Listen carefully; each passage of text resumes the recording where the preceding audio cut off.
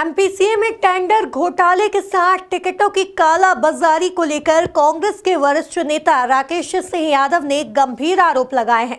एक पत्रकार वार्ता में उन्होंने बताया कि क्रिकेट के इंटरनेशनल मैचों के जरिए करोड़ों का टिकट कालाबाजारी का खेल एमपीसीए के सीईओ रोहित पंडित एवं एमपीसीए के सदस्य प्रसून कमाड़ीकर ने षड्यंत्र रचकर प्रदेश की क्रिकेट प्रेमी जनता से करोड़ों रुपए टिकट कालाबाजारी करके लूट लिए गए। इंदौर में हुए साउथ अफ्रीका और भारत टी20 मुकाबले को लेकर एमपीसीए के अधिकारियों का गंभीर आरोप लग रहे हैं।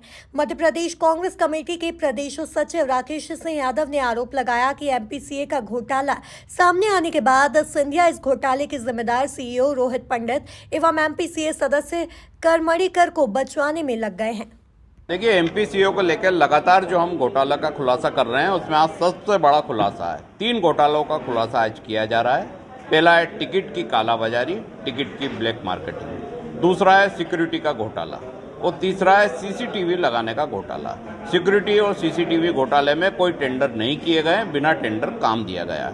पहला घोटाला जो टिकट का घोटाला हुआ है, जिसमें ब्लैक मार्केटिंग ऑनलाइन टिकटों की गई है, जिसमें एमपीसीए का सीईओ रोहित पंडित और एमपीसीए का सदस्य प्रसून कमाड़ीकर, ये दोनों पूर्ण रूप से शामिल हैं।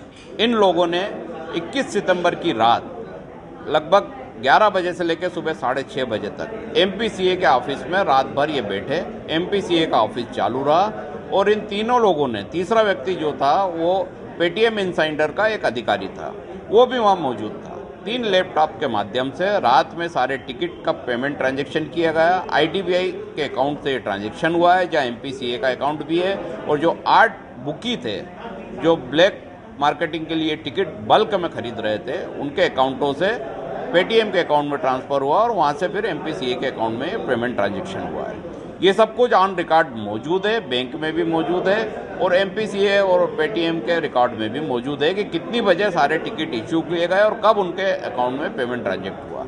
वो साफ और स्पष्ट है कि इस भ्रष्टाचार में कहीं ना कहीं सिंधिया का वर्चस्व है, क्योंकि सीईओ जो रोहित पंडित है उसको यहाँ कायम करने में और स्थापित करने में सिंधिया की ही मंशा रही है। वरना 1.5 लाख रुपए की तनख्वाह देकर एक भ्रष्ट सीईओ को यहाँ रखना और टिकट की ब्लैक मार्केटिंग करना, इंदौर की जनता को लूटना क्या दर्शाता है। सिंधिया ने आज तक इस बात का कोई जवाब नहीं दिया है, ना ही एमपीसीए ने कोई जवाब दिया है। सिर्फ ये बोलने से कि हमने नहीं करा बात खत्म नहीं होती। अगर आपने नहीं करा है तो आपके बैंक के ट्रांजेक्शन